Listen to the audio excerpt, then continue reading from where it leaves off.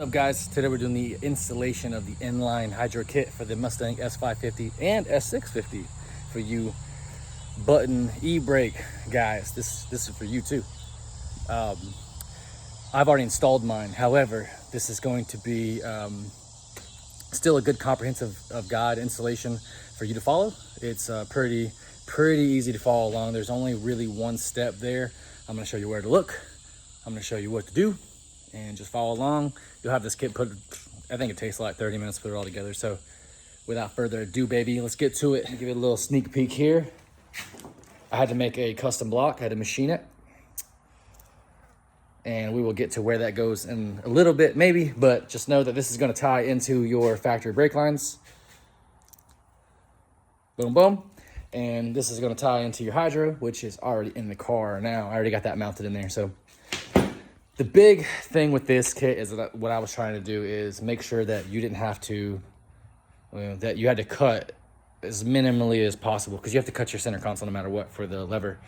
So I didn't want to make it to where you had to cut any brake lines, reflare them all, bend them, like anything. So if you wanted to revert this back to factory, you could just unconnect the lines and reconnect, your factory lines. That is my goal here, right? So I know a lot of people, these cars are still new, they're beautiful. A lot of people's cars are immaculate, and they don't want to do a whole lot of cutting and stuff like that. And I get that, because I don't either, honestly. I still have a car payment on mine.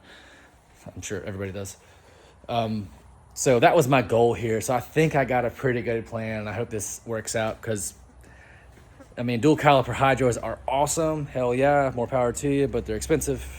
I'm not saying they're more complex. I think they're a lot easier, but I guess maybe it's just a cost thing. I don't know. They're expensive and may not need the whole dual caliper setup. Maybe an inline is going to work fine for you. I don't know. Hell, I'm going to try it myself. I know that Chelsea ran an inline on his Mustang for a little bit. So, maybe it's good enough. So, anyways, stay tuned for that. We're going to be working on that today. So, without saying, but jack the car up. You're going to take that driver front wheel off. That's where we're going to be focusing the majority of our time right here. Driver's front wheel. So I'm gonna jack it up, take the wheel off. I'll get back to you. What you're gonna wanna do here is you're gonna wanna take this fender liner off. I just trim mine just because, but you could just take it off. There's a bunch of little clips all around that you can remove, or just peel it back enough to where we can access this. There is a pass through here behind there, and we're gonna actually tee into these brake lines here. So you can see here, this is going to go in between. Lines on the top, lines on the bottom. This is essentially just two T's in one block. So this is where we're going to pass our cables through here. On here, there was a little nipple protrusion that I kind of cut off so I can pass some wires through. And that is where we're going to feed, and we're going to tie in. It's going to be super simple. Everything you need is actually right here in one place. So I got these cables custom made. On my next batch, I want to see if they can put 90s here. They may or may not, I'm not sure, but if they will, that will be nice. It'll be kind of a straight shot here. But as of right now, we're gonna have to do some kind of like loop in around, which is no big deal.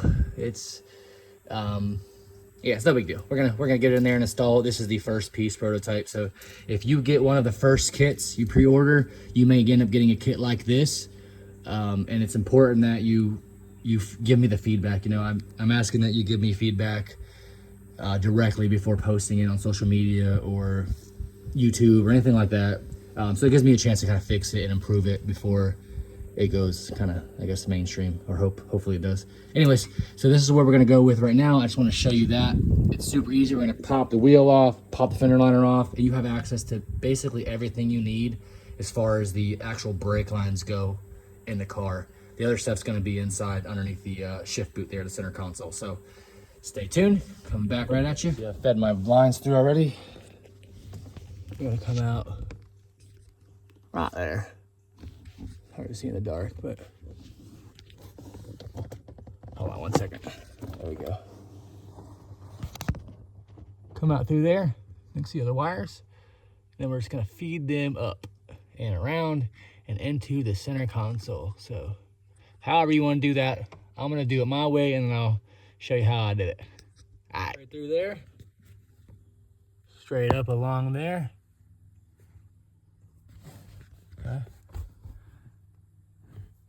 These are just hanging there, and they're not zip tied in or anything like that. They're just kind of sitting there. Back behind here. To feed them underneath here. And they'll come out right underneath here. My car is a disaster right now because I've got it all torn apart. But there you go. These lines, maybe a little long, maybe they're the right size, I don't know. But that is where I fed them through. That actually took minutes, just, I mean, maybe 5 minutes to feed through there. That was super easy.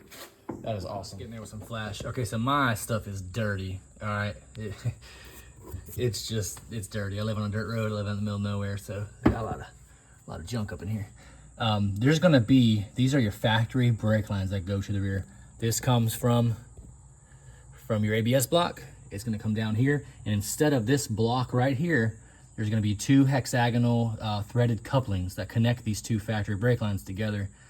It's just a brake line union per se.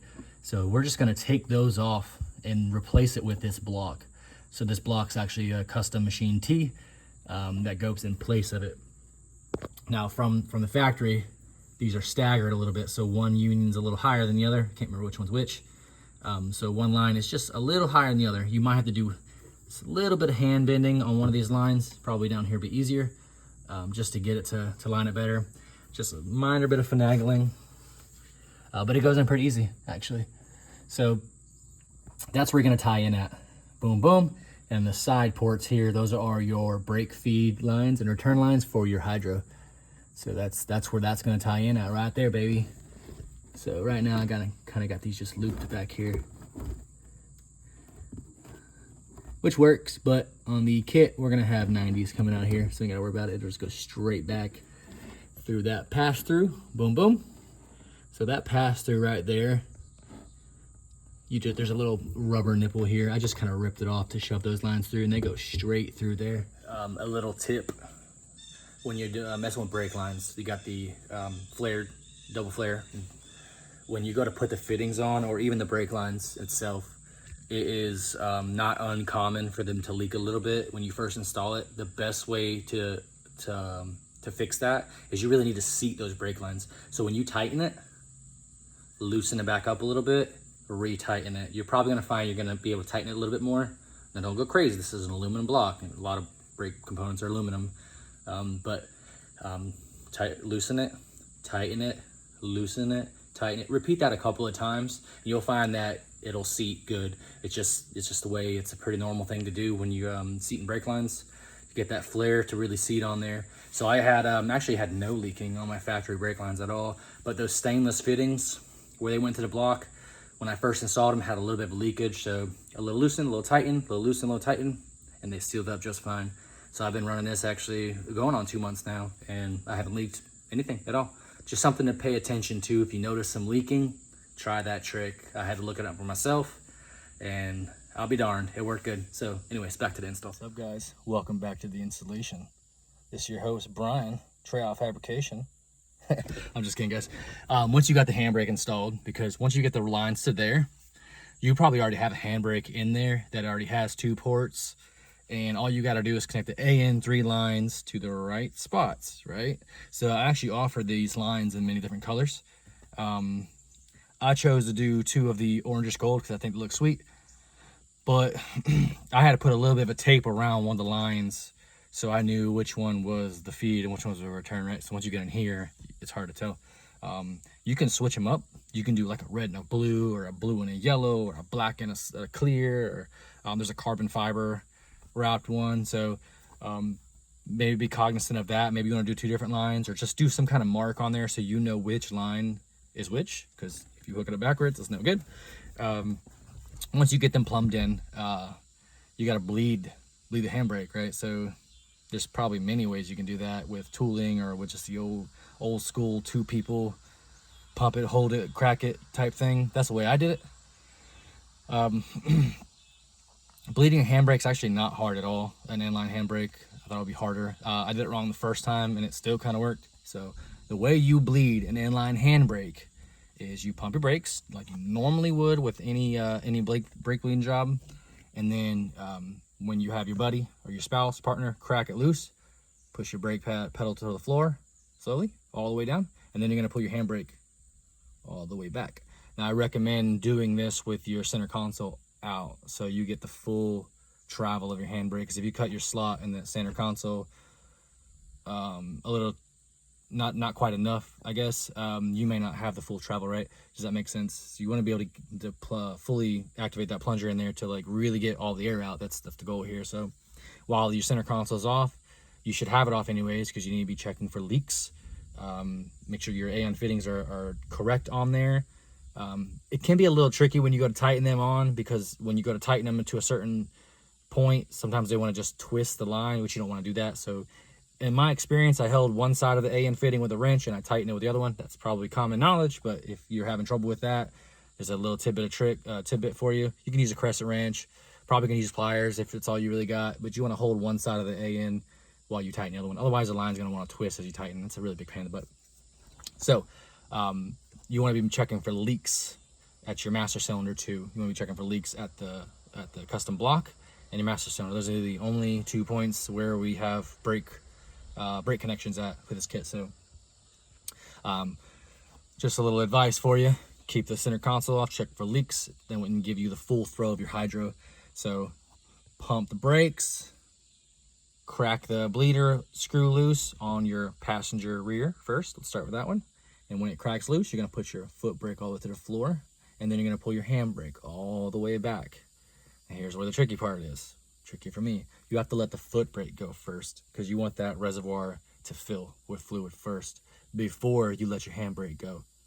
Otherwise, if you let your handbrake go first, it's trying to fill from a reservoir that's already not full, if that makes sense, right? So let the foot brake go first, let that reservoir fill, then let your handbrake go, and it's going to suction the brake fluid from a full reservoir. That's where you're going to get nice full master cylinder with no air bubbles.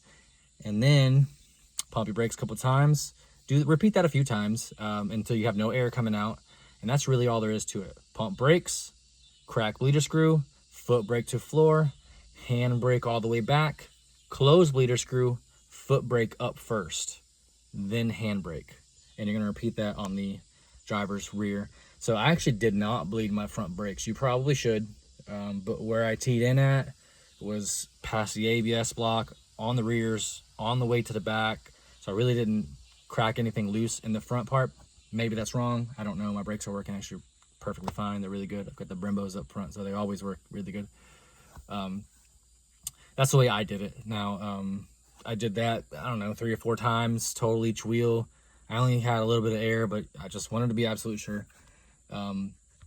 That's it, man. That's all there really is to it. This master cylinder, like many other, they have the fittings on the side, and I really thought that it would give me a problem with bleeding them, being that they weren't facing up, so the air would want to go to the highest point of the master, but it really didn't matter. It just flushed it right through. So if you have any troubles with bleeding it, that's the way I did it, and it worked. I got that from somebody else that did it on another vehicle, and it worked on another kit that was just like this. It was an E46. Anyways, that's it. Once you bleed the brakes, you want to, I drove mine without the center console on it, just kind of put it to the side. Tip, when you take your center console out, there's 2 plugs. One, I believe, is just for the lighting, but the other one is to a little black box.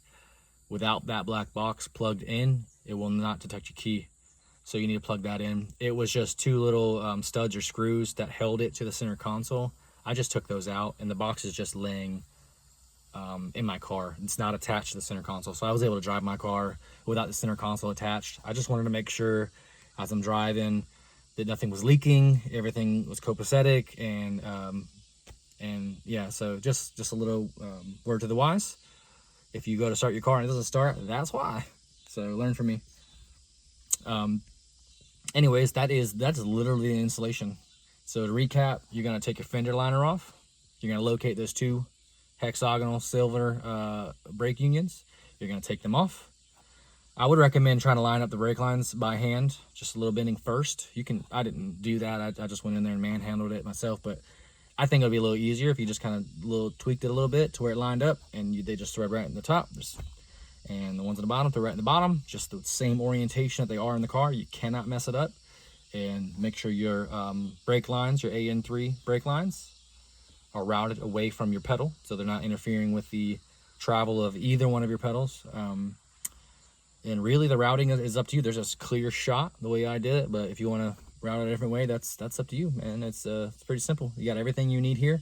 The kit is going to come with the block, which is the main meat and potatoes. It's going to come with the AN3 adapters on the block. It's going to come with the 2 AN lines in whatever colors you want. Same colors, mix match colors, it doesn't really matter. And it's going to come with 2 90s on the block, so you have a better shot there.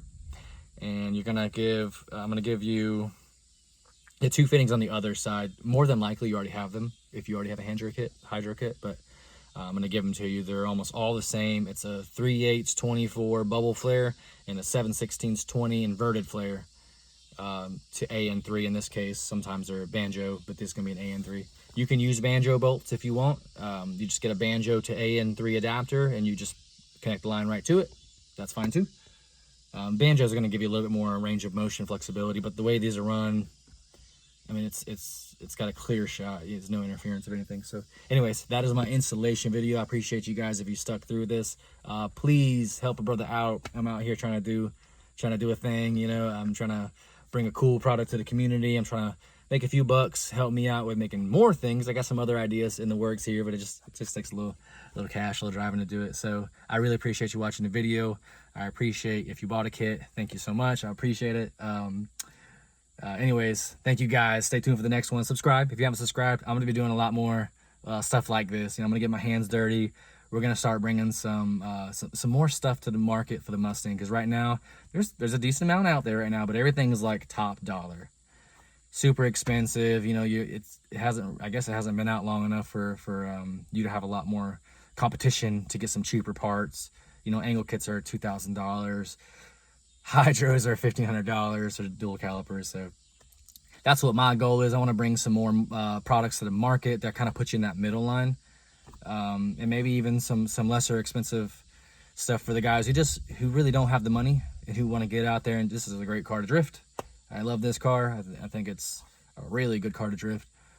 So anyways, if you guys are interested in drifting your S550 or S650, please hit me up, get a handbrake. If nothing else, just throw a like on the video, man. If you don't want to buy a handbrake, that's cool, man. Just throw a like on it, maybe a subscribe. It don't cost you nothing. You know, you see a notification every now and again. That actually helps me out tremendously, so I'd appreciate that too, bro. Anyways, peace out. A bonus thing, I've tested this kit out so much that my rear tires are like hexagons right now. There's so many flat spots on my tires. It just bounces all over the place. It's incredibly annoying. And I have my everyday daily driver wheels, and I got my drift spares. I literally have to put my drift spares on because my everyday tires are so annoying to drive, but you can't help it. You put the hydro in there, you want to yank on it. I'm locking it up middle of freaking town looking like an idiot. But anyways, I just want to share that with you because I'm over here trying to bump this tire. Anyways, peace.